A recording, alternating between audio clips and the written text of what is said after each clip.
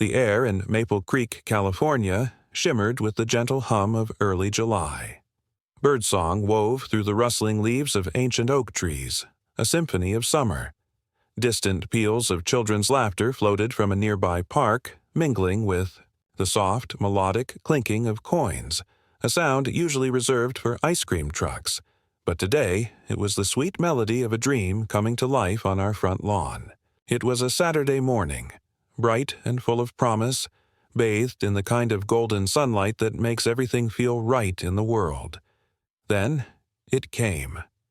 A sound so sharp, so utterly out of place amidst the suburban idyll, it felt like a shard of glass shattering a watercolor painting, a terse, indignant, My heart gave a little hitch, but I quickly pushed the feeling away. Today was about Lily. 8-year-old Lily, my sunshine and my fiercest joy, stood proudly beside her small, brightly decorated table. Her eyes, wide and hopeful, sparkled with an almost tangible excitement as she meticulously arranged her wares. This wasn't just a table, it was a beacon, a miniature fortress of hope adorned with a colorful hand-drawn sign proclaiming Lily's Charity Bake Sale for Paws and Whiskers. Paws and Whiskers, our local animal shelter, had recently given us Pip, a tiny, scruffy kitten whose loud purr had instantly filled our home with warmth. Lily adored that cat, and her devotion had blossomed into this ambitious project. For weeks, our kitchen had been a delightful chaos of flour, sugar, and the faint, comforting aroma of peanut butter. For the homemade dog biscuits, of course. She'd spent hours perfecting her cat-themed cupcakes, adorned with tiny edible whiskers and ears, and insisted on using fresh mint from our herb garden for the lemonade, making it extra fancy for the animals. As a single mom, life often felt like a juggling act, but moments like these, seeing Lily so utterly engrossed and genuinely passionate about something good, made every late night and early morning worth it. I was Sarah, and if there was one thing I was, it was protective. Protective of Lily, protective of our little slice of happiness, and fiercely determined to nurture the budding community spirit I saw in her. My general optimism was my shield, but I knew, deep down, it could morph into a very sharp sword if pushed. Our street was usually quiet, a peaceful stretch of well-kept homes and friendly faces. Neighbors waved, kids rode bikes freely, and the occasional impromptu chat over a fence was common. This Saturday morning felt no different. Families ambled by, drawn by Lily's enthusiastic calls and the enticing aroma of baked goods. Mrs. Rodriguez from next door bought a dozen rainbow cupcakes, praising Lily's baking skills. Mr. Henderson, walking his golden retriever, stopped for several peanut butter dog biscuits, his dog wagging its tail furiously in approval. Conversations flowed easily, punctuated by laughter and genuine compliments for Lily's earnest efforts. The jar on the table, marked for Paws and Whiskers, was already filling with a promising glint of coins and a few crumpled bills. Then the shadow fell. Across the street, in the meticulously manicured lawn of number 14, a figure emerged from behind the lace curtains of the front window. Miss Agnes Periwinkle. Her name itself seemed to carry the weight of starched linens and disapproving glances. She was known throughout Maple Creek for her surgical precision in gardening. Not a single leaf out of place, not a single petal askew. And her demeanor matched her lawn, stern, unsmiling, and overly sensitive to any deviation from her rigid definition of order or peace. She had a knack for observing the street with an almost microscopic intensity, missing nothing. Today, her gaze was fixed, unblinking, on our small, cheerful bake sale. Her arms were crossed tightly over her chest, a posture that spoke volumes of disapproval. Her mouth was a thin, hard line. There was no curiosity in her eyes, only a critical, almost disgusted expression that seemed to find personal offense in every sparkling cupcake and every joyful giggle from Lily. My optimistic shield wavered. I'd seen her glares before. Usually, when Lily's scooter veered too close to the edge of our driveway or when a stray ball bounced near her pristine rose bushes. But this was different. This was targeted. Without a word, Ms. Periwinkle descended her porch steps, her gait stiff and purposeful. She didn't acknowledge me or Lily. She simply walked directly over to our front yard, stopping a few feet from our table. Her eyes, like tiny judging lasers, scanned every item: the paws and whiskers sign, the innocent cupcakes, the dog biscuits, even Lily's small, eager face. The air around her seemed to drop several degrees, chilling the sunny morning. Lily, sensing the shift, looked up, her hopeful smile faltering as she met Miss Periwinkle's icy stare. "Is there something we can help you with, Miss Periwinkle?" I asked, trying to keep my voice light, even as a prickle of unease ran down my spine. She didn't respond. Her gaze lingered on the jar of money, then on the dog biscuits, as if they were contraband. A beat of silence stretched, thick and uncomfortable, punctuated only by the distant whir of a lawnmower. Finally, with a dismissive sniff and a barely perceptible shake of her head, she turned on her heel and marched back across the street, disappearing once more behind her lace curtains. A collective sigh of relief seemed to ripple through the few remaining customers who had watched the bizarre encounter in stunned silence. Lily looked at me, her lower lip trembling slightly. Did she not like my cupcakes, Mommy?" I knelt, hugging her tight. "No, sweetie, your cupcakes are wonderful. Some people just don't understand the joy of helping others." I forced a smile, but the uneasy feeling lingered. It was just a glance, just a walk by, but something about it felt wrong, a prelude to something more.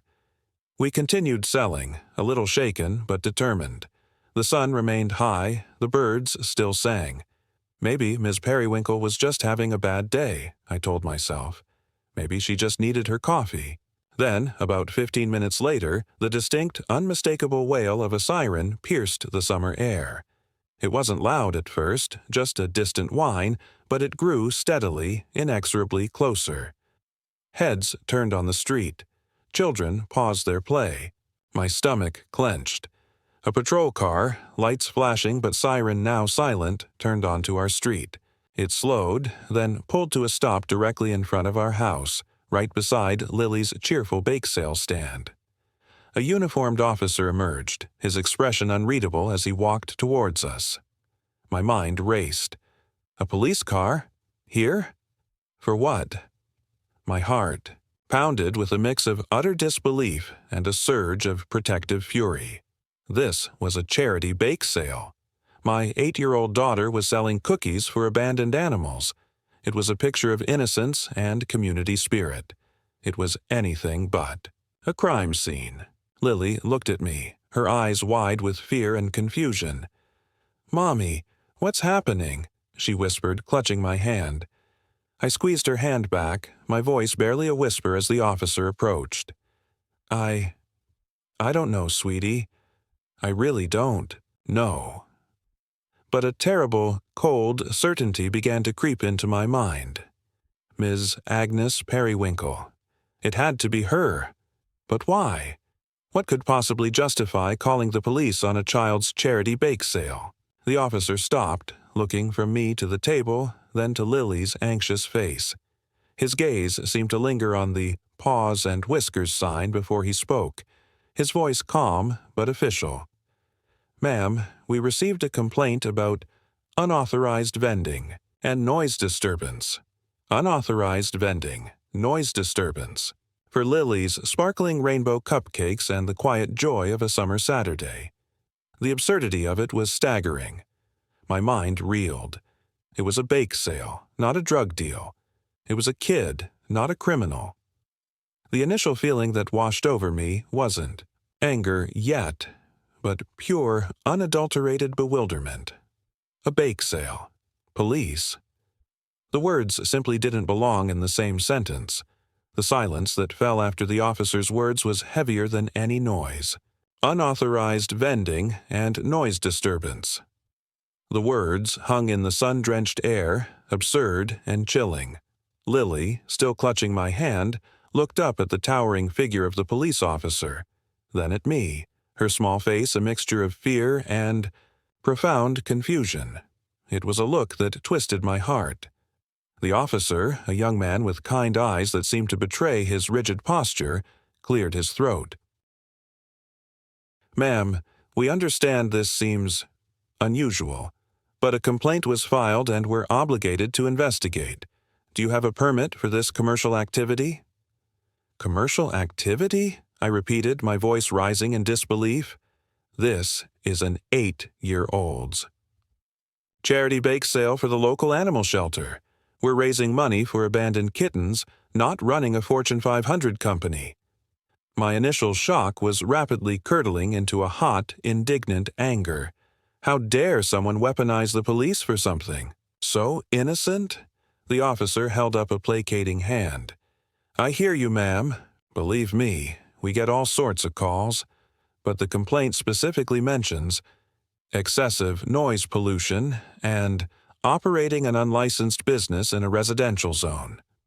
He paused, glancing briefly towards Miss Periwinkle's house across the street, a flicker of something that looked like resignation in his eyes. "Legally, if you're selling goods, even for charity, there are specific regulations. And a private residence isn't zoned for commercial operations, technically speaking." He wasn't being accusatory, merely stating the law, but it felt like a betrayal of common sense. He advised us with a hint of apologetic weariness to cease operations for the day and look into the city's vending ordinances if we wished to continue. He took my name, then Lily's, and the charity's name. It was all procedural, detached, and utterly dehumanizing. He didn't issue a fine or a formal warning, but the message was clear. The bake sale was over. The flashing lights, the cruiser, the stern face of the law, it was all a humiliating spectacle designed to shut us down. As the patrol car finally pulled away, its blue and red lights receding down the street, an eerie quiet settled over our yard. The cheerful sounds of summer seemed to have fled, replaced by the ringing silence of injustice. Lily's initial confusion melted into quiet tears, her small shoulders shaking. She didn't sob loudly, but her silent, heartbroken sniffles were far worse than any tantrum. She walked over to her little table, picked up one of the glittering rainbow cupcakes, and just stared at it, a single tear tracing a path down her cheek. "Mommy," she whispered, her voice barely audible. "Did we do something bad?" That question, so innocent yet so loaded, sliced through me. My stomach clenched. My initial anger hardened into a steely resolve. This wasn't just about a bake sale anymore.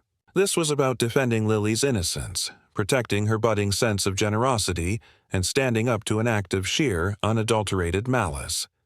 The embarrassment of the public spectacle had been fleeting. The profound injustice of it burned. I was no longer just protective. I was fiercely determined. The community, initially stunned into silence, quickly sprang into action.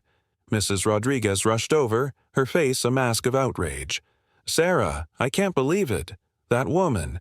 To call the police on a child's charity event. It's despicable." She immediately opened her purse and pressed a $20 bill into my hand. "This is for Paws and Whiskers. And tell Lily not to give up. This street supports her." Mr. Henderson, who had walked his dog a few doors down, returned, his jaw tight. "Sarah, I saw the whole thing. If you need a witness, anything at all, you let me know. This is a disgrace to Maple Creek." He wasn't the only one. Within minutes, texts pinged, phones rang, and whispers turned into a low hum of indignation across the neighborhood. Mrs. Kim, from 2 houses down, walked over with a platter of homemade Korean barbecue, insisting we eat. "Don't let that witch ruin your day, Sarah. We all know what she is." Later that evening, an impromptu neighborhood group chat, usually dormant, exploded with furious messages. Someone started a thread. "Justice for Lily's bake sale." People offered to pool money for legal advice, suggested organizing a counter-protest, or even just leaving passive-aggressive garden gnomes on Miss Periwinkle's lawn, a suggestion met with much laughter, easing some of the tension. It was a powerful wave of community solidarity, a clear signal that Maple Creek would not tolerate such petty tyranny. The incident became the singular topic of gossip, spreading faster than wildfire. By dinner time, the news of the police raid on the charity bake sale had reached every corner of our quiet town, amplified by sympathetic posts on local social media groups. Ms. Periwinkle, however, remained unfazed by the outpouring of community support for us. If anything, the backlash seemed to embolden her. The very next day, she didn't just stay behind her lace curtains. She became a sentinel of perceived righteousness. Around noon on Sunday, as I was watering our wilting petunias, Miss Periwinkle strode purposefully to the very edge of her lawn, stopping precisely where her perfectly manicured grass met the public sidewalk. She stood there, arms still crossed, but this time her voice, sharp and thin, carried across the street. "Some people," she announced, her words clearly directed at me but aimed at the silent, disapproving houses around us, "have no respect for zoning regulations. This is a residential area, not a marketplace, and a proper neighborhood maintains its peace and quiet, not encourages unlicensed businesses and noise disturbances from children." She offered no further explanation, no apology, just these terse, self-righteous pronouncements. Her words were laced with a chilling certainty, as if she were merely stating undeniable facts rather than expressing a petty grudge. It certainly felt petty, yet there was a hint of something more. A rigid, almost ideological conviction that she was the sole guardian of proper neighborhood decorum, and anyone who deviated from her unwritten rules was an immediate threat. That evening, I decided I couldn't let it stand. I needed to talk to her, to understand, to appeal to any shred of decency she might possess. I walked across the street, my heart pounding, a small, hopeful part of me believing that a direct, calm conversation could clear things up. I knocked on her front door, a heavy oak with a polished brass knocker. After a moment, Ms. Periwinkle opened it, but only enough to reveal one of her stern eyes and a sliver of her tightly pursed lips. "Ms. Periwinkle," I began, trying to keep my voice even, "I just wanted to talk about yesterday. Lily was heartbroken. It was just a bake sale for charity." She cut me off, her voice like a rusty hinge. "I have nothing to discuss, Mrs. Williams. I merely reported a violation of city ordinances. This street has rules. Perhaps you're new to understanding them." And with that, without another word, she slammed the door shut, the resounding thud echoing in the quiet street. The finality of it was absolute. Her passive-aggressive actions escalated in the days that followed. A "no soliciting" sign, far larger than any reasonable person would use, appeared prominently on her lawn, facing our house. Every time Lily or I stepped outside, we'd feel her watchful gaze from behind her curtains, a silent, oppressive weight. One afternoon, when Lily was just chalking a picture of Pip on our own driveway, Miss Periwinkle suddenly appeared at her curb with a hose, ostentatiously spraying the sidewalk directly in front of our house, effectively washing away any trace of the innocent chalk art. It was a deliberate, pointed act of intimidation, designed to assert her dominance and make us feel unwelcome. Neighbors reported that she'd begun complaining to the HOA about excessive backyard noise from other families, even if it was just kids playing, making it clear this wasn't just about us, but about her perceived control over the entire block. The incident deeply affected Lily. For a few days, her usual effervescent spirit dimmed. She stopped talking about paws and whiskers and seemed to hesitate before going outside. Her drawings of Pip, usually joyful, became smaller, hidden.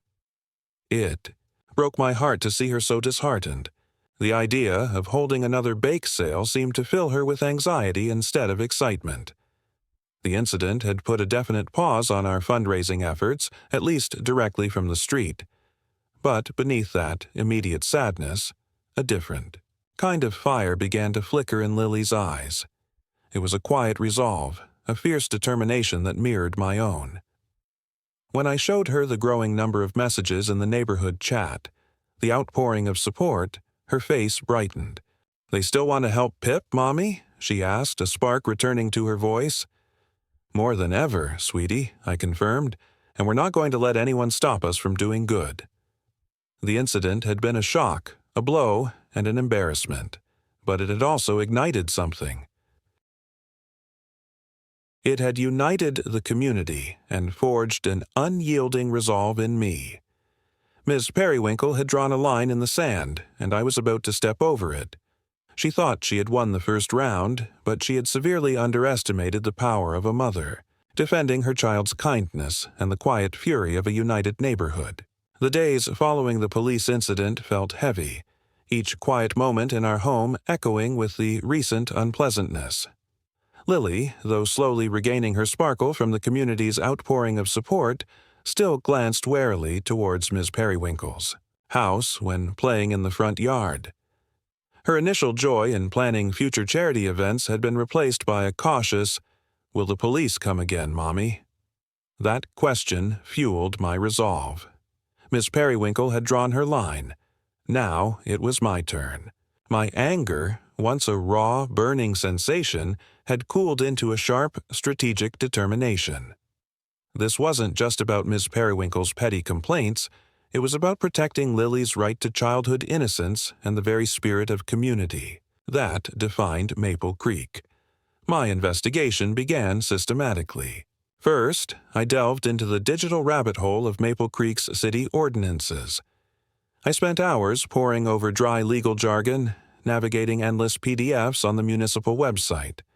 I searched for vending permits, noise regulations, residential zoning, laws, and anything that might remotely relate to charity events or even private garage sales. The language was convoluted, designed, it seemed, to be understood only by lawyers. While I found generic rules about commercial activity, nothing explicitly forbade a one-day, child-run charity bake sale on private property, especially if it wasn't a recurring business. There were no clear guidelines for temporary, non-profit, community events. This ambiguity was both frustrating and, perhaps, a small glimmer of hope. Next, I decided to seek community support and local wisdom.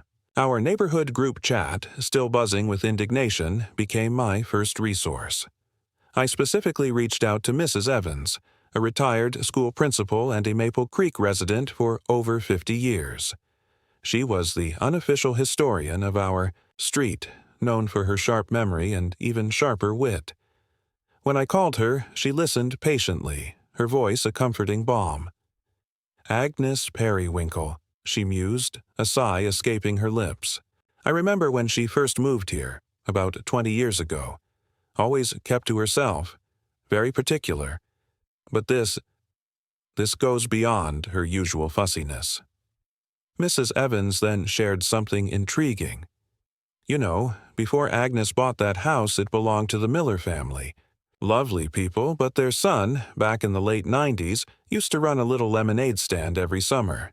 Nothing big, just pocket money. But Agnes, she complained about it constantly. Said it attracted too much traffic, too much noise.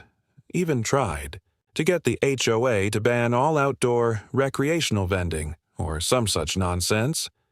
My ears perked up. The HOA? Did she succeed? Oh, goodness, no. The HOA told her point blank it was a ridiculous request. Said they couldn't possibly interfere with the child's innocent summer activity. The Millers eventually moved, but Agnes kept up her general vigilance over the years. This was the first thread of something deeper. Miss Periwinkle had a history of similar complaints specifically targeting children's outdoor sales. It wasn't just us. It was a pattern, almost a vendetta against any form of childhood entrepreneurial spirit on her street. Armed with this, I decided to consult City Hall. I knew it was a long shot, but I felt a growing sense of empowerment.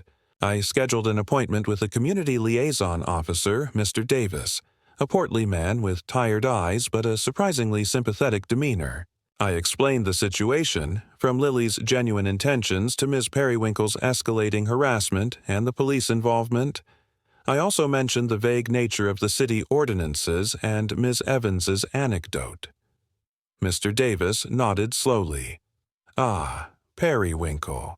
Yes, we've had A few calls from her over the years, usually regarding minor landscaping disputes or alleged overwatering. Nothing of this magnitude, though.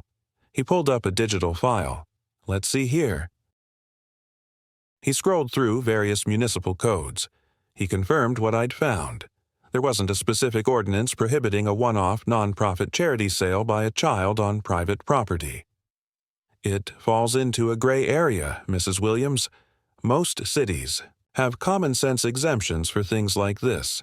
It's more of a public nuisance issue, and, frankly, a single bake sale doesn't usually qualify. Then he paused, his finger hovering over a specific document on his screen. Wait a minute. This is interesting. Back in 2005, there was a proposal. A resident, a Mrs. Agnes Periwinkle, tried to introduce a specific amendment to the city's Temporary Outdoor Activity Ordinance. She proposed that any sale of goods, regardless of size or profit motive, conducted on a residential property's front yard required a special permit and prior approval, citing neighborhood aesthetics and property value protection. My breath hitched. Did it pass? Mr. Davis chuckled, a dry, mirthless sound. No, it was overwhelmingly voted down. The city council at the time called it overreaching and an attempt to stifle community engagement. They even made a note in the archives about ensuring such an amendment would never pass, as it was deemed contrary to the spirit of Maple Creek's community values. It became quite the local incident, actually. I remember it now. She got quite upset about it. This was it. The aha moment hit me with the force of a tidal wave. Ms. Periwinkle wasn't just a grumpy neighbor. She was a woman obsessed with control, a frustrated legislator who had failed to impose her draconian vision on the entire city. Her complaint about Lily's bake sale wasn't a random act. It was a deliberate, calculated attempt to unilaterally enforce a bizarre, obscure, and overwhelmingly rejected policy of her own making. She was trying to bypass the democratic process and impose her will through intimidation and misapplication of the law.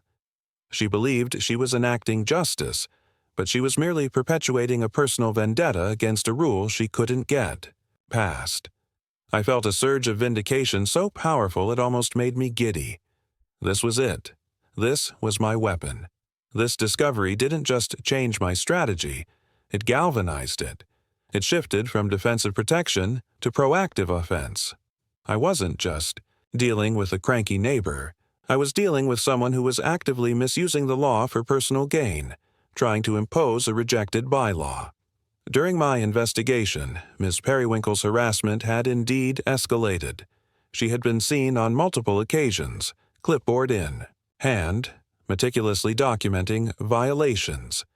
Children playing too loudly, cars parked too long on the street, even the occasional loose leaf blowing from our yard onto her pristine sidewalk.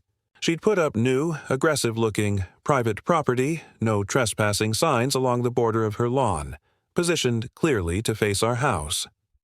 One afternoon, a package was delivered to our door. A grim, unsolicited pamphlet titled Understanding. Homeowners Association Bylaws, Protecting Your Property Value. There was no sender's name, but the message was clear. She wasn't just complaining, she was declaring war on any perceived disruption to her carefully curated existence, believing herself above the consensus of the community. But now, I had something substantial. Not just indignation, not just community support, but concrete evidence that Miss Periwinkle wasn't just misinformed. She was deliberately trying to enforce a failed legal agenda. This wasn't a petty squabble anymore. This was a matter of civic duty, of protecting Maple Creek from a rogue citizen trying to usurp legal authority. The next step was clear. I had to expose her, and I had to do it officially. The revelation from City Hall, the archived proposal, by Ms. Periwinkle herself, felt like holding a secret weapon. It wasn't just a loophole, it was proof of her deliberate manipulation, a desperate attempt to impose a personal agenda under the guise of civic duty. The indignation that had smoldered within me for days now ignited into a clear, strategic flame. My initial thought was to confront her, armed with this knowledge, but then I realized Miss Periwinkle wouldn't listen to reason. She didn't want a discussion. She wanted dominance. To truly fight back, I needed to escalate, but with the full force of legitimate authority. My strategy crystallized. This couldn't be just a neighborhood spat anymore. It had to be a formal complaint backed by irrefutable facts presented to the highest possible local authority. A simple letter wouldn't suffice. I needed impact. I decided to involve two key figures. First, Mr. Davis, the sympathetic community liaison officer from City Hall, who had helped me uncover the crucial information. He had already expressed subtle disapproval of Ms. Periwinkle's history. Second, I reached out to Councilor Anya Sharma, our district's representative on the Maple Creek City Council. Councilor Sharma was known for her accessibility and her commitment to community well-being, often seen at local events, actively engaging with residents. I knew she cared deeply about how the city was perceived and how its residents were treated. I spent an entire evening meticulously drafting a comprehensive letter. It wasn't just a complaint, it was a detailed report. I outlined the entire sequence of events: Lily's innocent charity bake sale for Paws and Whiskers, the police intervention, Ms. Periwinkle's escalating harassment tactics, the no soliciting sign, the chalk washing, the HOA complaints to other neighbors. Crucially, I attached the documentation Mr. Davis had provided, the archived minutes of the 2005 City Council meeting, explicitly detailing Ms. Periwinkle's failed proposal to regulate temporary outdoor activities and the Council's strong rejection of it as contrary to the spirit of Maple Creek's community values. My argument was clear. Ms. Periwinkle wasn't just complaining. She was attempting to enforce a non-existent, previously rejected law. I sent the email to Councilor Sharma, CCing Mr. Davis. The next morning, I followed up with a phone call to Sharma's office explaining the urgency. To my surprise, her assistant informed me that Councilor Sharma had already reviewed my email and was deeply concerned. She wanted to meet that very afternoon. The meeting at City Hall was brief but impactful.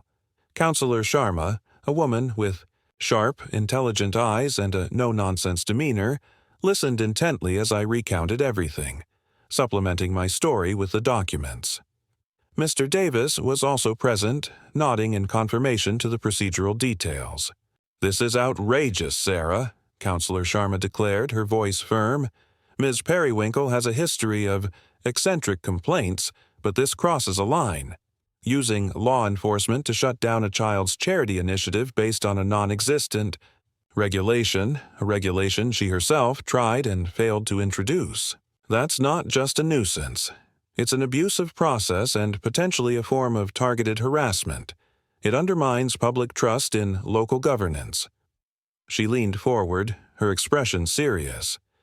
"The mayor's office takes this very seriously. We pride ourselves on being a community-friendly city.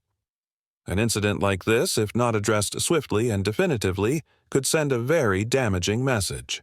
It's exactly the kind of bureaucratic overreach or petty tyranny we fight against." Councilor Sharma assured me that the mayor's office would act immediately. She promised a formal investigation and a swift resolution. Her words filled me with a sense of immense relief and burgeoning hope. The power dynamic was about to shift. The climax arrived 3 days later on a Tuesday morning. The air was crisp, unseasonably cool for July, almost as if nature itself was holding its breath. I was in the kitchen, making Lily's lunch, when I heard it. The distinct hum of a city vehicle. Not a police cruiser this time, but something more official sounding. I peered out the window. A sleek, dark sedan, bearing the discreet insignia of the City of Maple Creek official business, was parked directly in front of Ms. Periwinkle's house.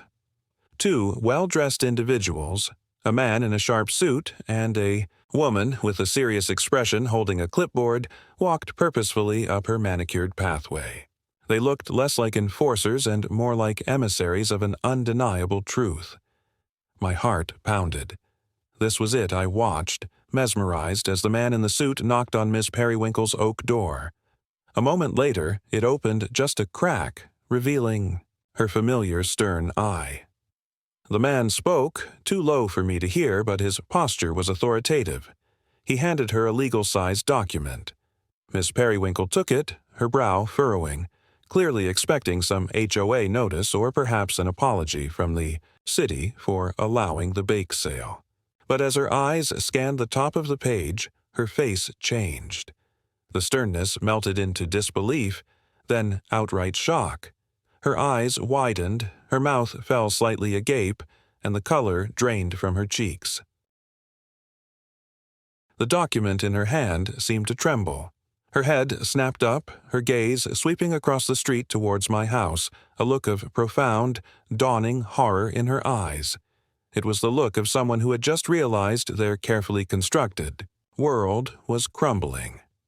She tried to say something, a strangled sound escaping her throat, but the city officials merely nodded, exchanged a few more quiet words, and then turned and walked back to their car, leaving her standing there, a solitary, bewildered figure clutching the paper. The document was, as I would later confirm with Councillor Sharma, a formal cease and desist order issued directly from the mayor's office. It wasn't just about the bake sale. It specifically addressed harassment and misrepresentation of city ordinances. It detailed her repeated attempts to enforce a non-existent and rejected city bylaw against residents. Abuse of public resources. It cited her unwarranted calls to emergency services, the police, for non-criminal activities. Nuisance. Complaints. It warned against her ongoing pattern of petty and unfounded complaints disrupting the peace of the neighborhood.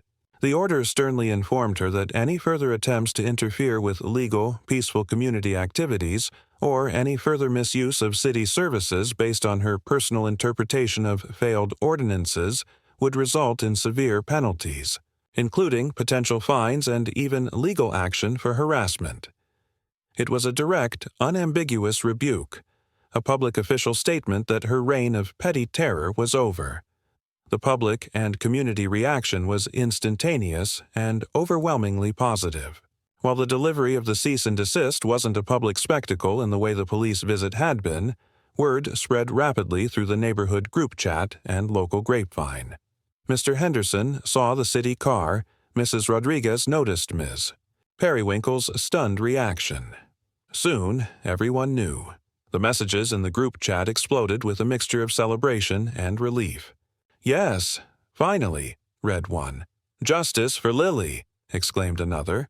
People who had been quietly supportive now openly expressed their delight. There was a collective sigh of relief, a palpable sense that a dark cloud had been lifted from Maple Creek. Some who had perhaps doubted my ability to fight back, or thought it was just a fleeting fit of anger, expressed surprise and admiration for my tenacity. "Sarah, you really did it. I never thought anyone would take on Agnes and win." One neighbor texted.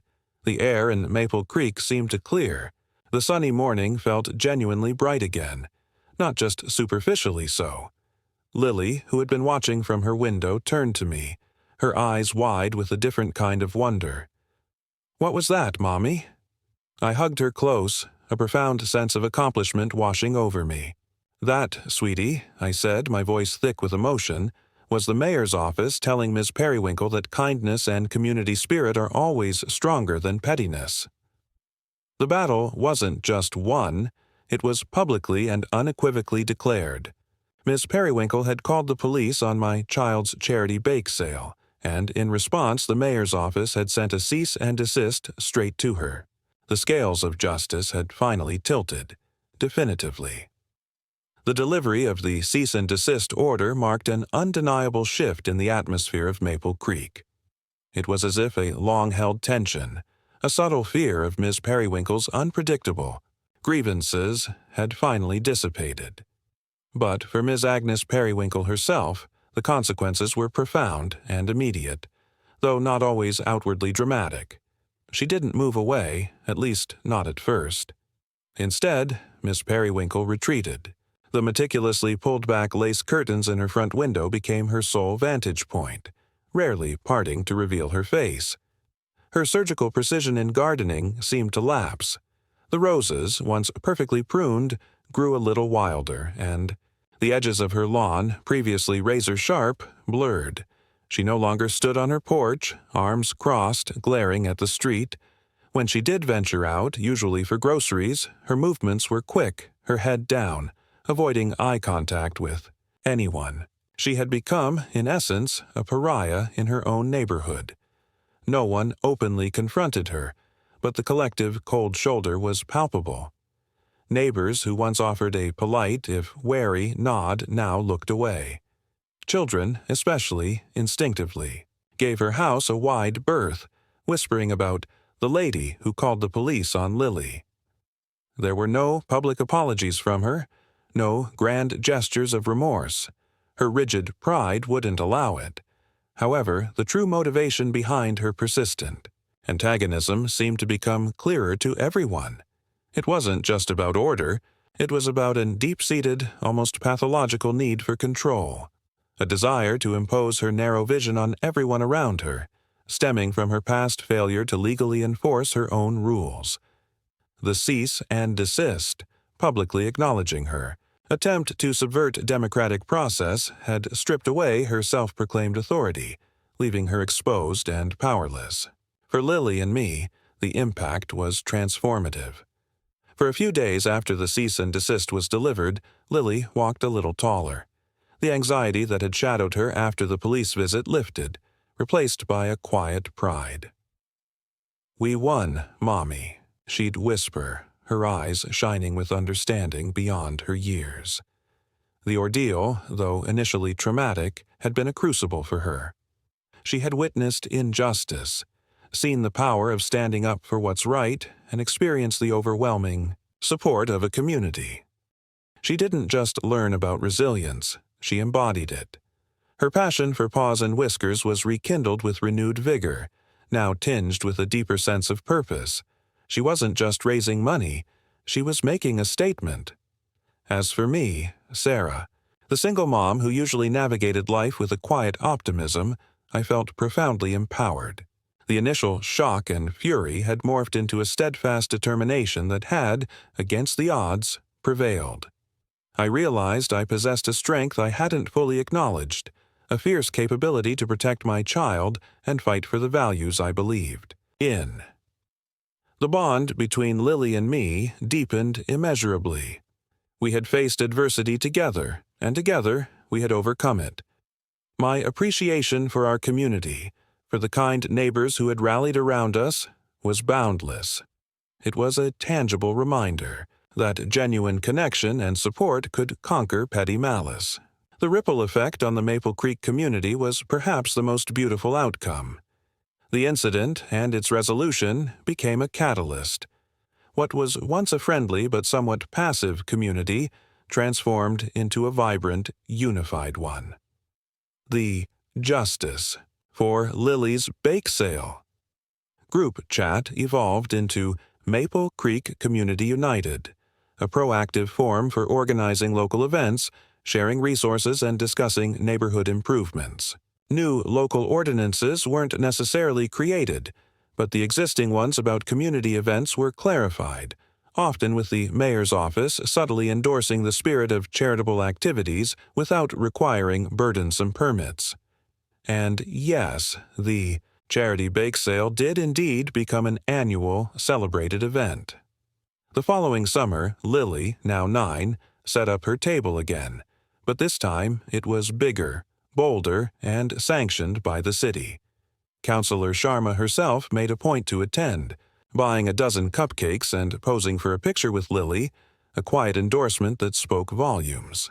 Other children on the street, inspired by Lily's story, began organizing their own small, innocent ventures, from lemonade stands to handmade craft sales, knowing they were supported, not suppressed. Ms. Periwinkle's house, still quiet and withdrawn, stood as a silent testament to the power of unity. The overall takeaway from this story is clear. Standing up for what's right, even against seemingly insurmountable pettiness, can ignite profound change. It's a testament to the power of community, showing how neighbors, when united, can overcome individual acts of malice.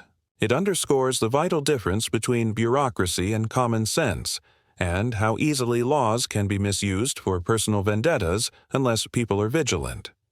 Most importantly, it's a story about the resilience of a child's spirit and a mother's unwavering love. The final image that lingers is not of a police car, nor of a stern neighbor. It is of Lily. Years later, a teenager now, still organizing her annual bake sale, perhaps for a different cause, but always with the same bright, hopeful eyes.